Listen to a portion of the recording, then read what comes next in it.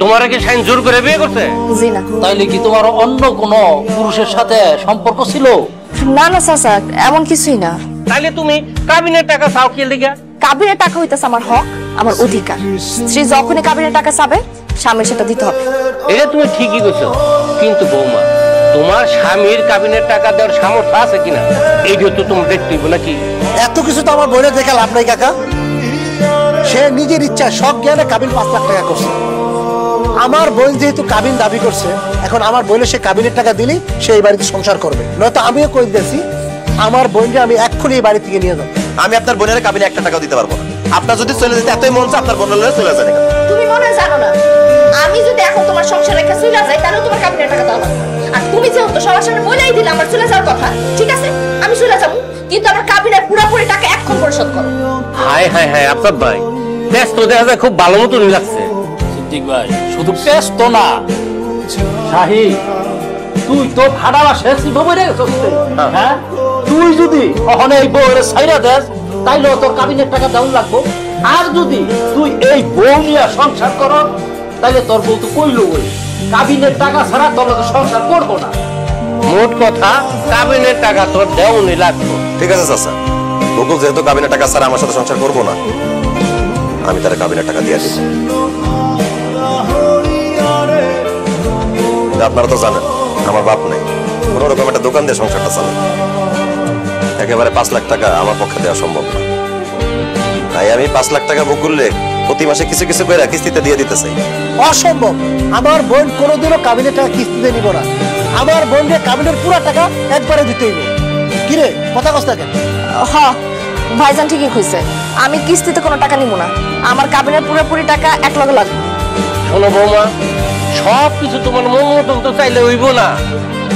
তুমি কাবিনের টাকা চাইছো, শাহিনও তোমার কাবিনের টাকা দিতে রাজি হয়েছে। তার যেহেতু আর্থিক সমস্যা আছে, তুমি স্ত্রী হিসাবে তার অবশ্যই বিবেচনা করতে হইব। শাহিন যেহেতু কাবিনের টাকা কিস্তিতে দিতে চাইতেছে, তাইলে কাবিনের টাকাটা তোমার কিস্তিতেই নিতে হইব। এইসব নিয়ে আর কোনো কথা বলবে না। আফতাব ভাই, আপনি একটা কিস্তি ধার্য করে দেন তো। 10,000 টাকা না, 10,000 টাকা কম হয়ে যা।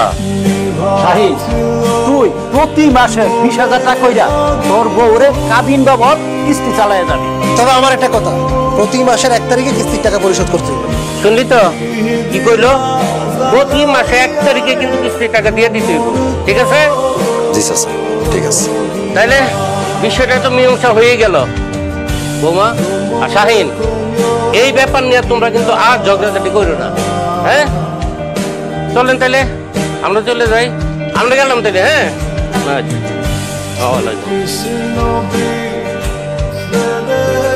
শাহিন তো আমার ভালোবাসা বিয়া করছে, তাই না? হ্যাঁ, এখন কাবিনের টাকা লেগে এত প্রেশার দেওয়াটা কি ঠিক হইতেছে? অবশ্যই ঠিক আছে।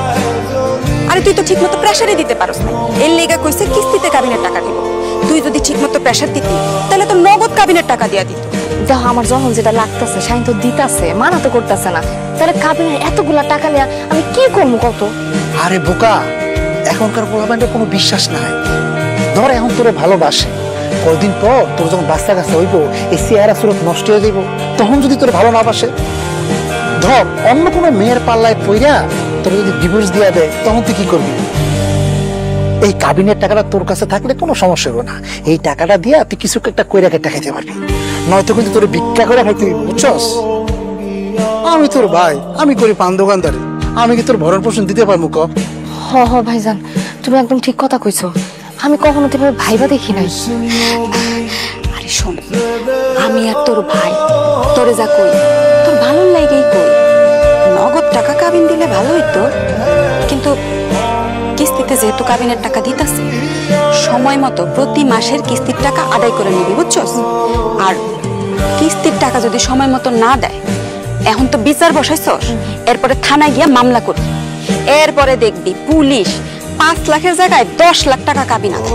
আর হন কিস্তির টাকা দিলে তুই কিন্তু আমার অ্যাকাউন্টে জমা দিবি।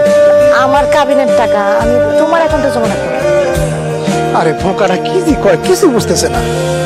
শোন, অনেকগুলা টাকার ব্যাপার না, তোর কাছে থাকলে টেয়ারা আড়াইয়া দিতে পারে বা ছুটিও দিতে পারে। আর ওই যে তোর একটা কি ননদ আছে না, ওরা তো দেখলে খালি সুন্নির মতো মনে হবে যে কোনো মুহূর্তে যে কোনো জিনিস চুরি করে ফেলাইতে পারে।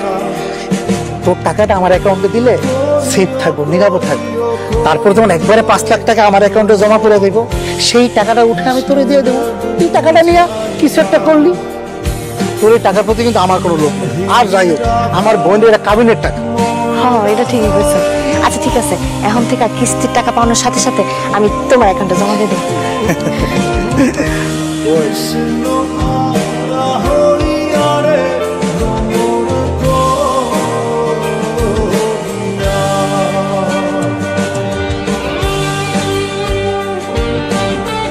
কি শাহিন ভাই, ব্যবসা কেমন চলতেছে?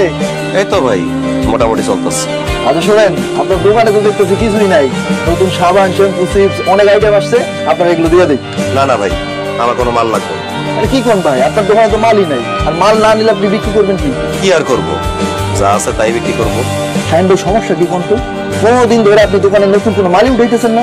এই একটা দোকানের উপরে আমার সংসার চলে, তাছাড়া বউরে কাবিনের টাকা দেওয়া লাগতেছে কিস্তিতে। প্রতি মাসে 20,000 করে কাবিনের টাকা বউরে দিতে হবে। দোকানে নতুন মাল উঠাইলে বউয়ের কাবিনের কিস্তির টাকা দিতে পারবো না, এর লেগে দোকানে নতুন মাল উঠাইতেছি না। বেচা কেনা যা হইতেছে সেই টাকায় কাবিনের কিস্তির টাকা হিসেবে জোগাড় করতেছি। বলেন কি ভাই, আপনি কিস্তিতে কাবিনের টাকা শোধ করতেছেন, এই জন্য দোকানে মাল উঠাইতেছেন না? আরে ভাই, এইভাবে দোকানে মাল না উঠাইলে তো আপনার ব্যবসা বন্ধ হয়ে যাবে। সেটা তো আমি বুঝতেছি ভাই, কিন্তু আমার বউ বুঝতেছে না। তার নাকি কাবিনের টাকা লাগবেই, তাই বাধ্য হয়ে এখন আমারও দেয়া লাগতেছে। আরে ভাই, কি সুন্দর ব্যবসা করতেছিলেন, এই বই তো আপনার ব্যবসা বাণিজ্য ধ্বংস করে ছাড়বো। আচ্ছা ঠিক আছে, আপনার যদি মাল লাগে আপনি আমার ফোন দিয়ে, আমি এসে দিয়ে যাবো। হ্যাঁ ঠিক আছে।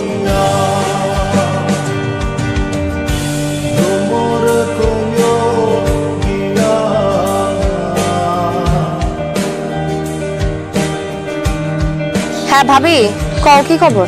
খবর তো সব তোর কাছে, তুই তো আমার কোনো খবরই জানাইতেছস না। তোর জামাই কি কাবিনের কিস্তির টাকা ঠিক মতো দিতেছে? হ্যাঁ ভাবি, 1 মাসের কিস্তির টাকা দিছে। ও আচ্ছা, 1 মাসের কিস্তির টাকা দিছে। এই টাকাটা কি করছস? টাকা আমার কাছে আছে ভাবি, সময় সুযোগ মতো আমি ব্যাংকে যা জমা দিয়ে আসবো। টাকা তোর ভাইয়ের অ্যাকাউন্টে গিয়ে জমা দিয়ে আসিস, খবরদার টাকা কিন্তু হাতে রাখিস না, বুঝছস? আচ্ছা যাই হোক, মাস তো আরেকটা শেষ হয়ে যাইতেছে, এই মাসের কিস্তির টাকা দিছে? না ভাবি, এই মাসে কিস্তির টাকা তো এখনো দেয় নাই। দিব কেমনি? তুই তো কোনো টাইটই দিতে পারস না। শুন, এইভাবে তুই যদি কোনো কথা না কস, তাইলে দেখবি এই 2-1টা কিস্তির টাকা দিয়ে আর কোনো টাকাই দিব না। একটা কাজ কর, আজকা তোর জামাই বাড়িতে আসার সাথে সাথে যেইভাবেই হোক এই মাসের কিস্তির টাকাটা আদায় করে নিব। মনে রাখিস রে বোন, এই কাবিনের টাকাই তোর একমাত্র সম্বল।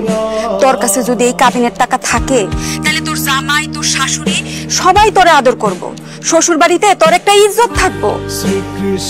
এই জন্যই কইতেছি, কাবিনের টাকাটা যেমনি হোক বুঝছেন। আরে আমি তো তোর ভাইয়ের টাকাটা 2 মাসেই আদায় করছি, দেখছ না এখন কেমন সারাদিন আমার পিছে পিছে ঘুরে আর আমার কথায় উঠে আর বসে। ভাবি, তুমি যেভাবে বলো আমি তো সেভাবেই করি। শোনো, তুমি কোনো চিন্তা করো না, আজকে রাতে শুধু আসতে দাও, এই মাসের কিস্তির টাকা যেভাবে হোক আমি আদায় করে ছাড়বো।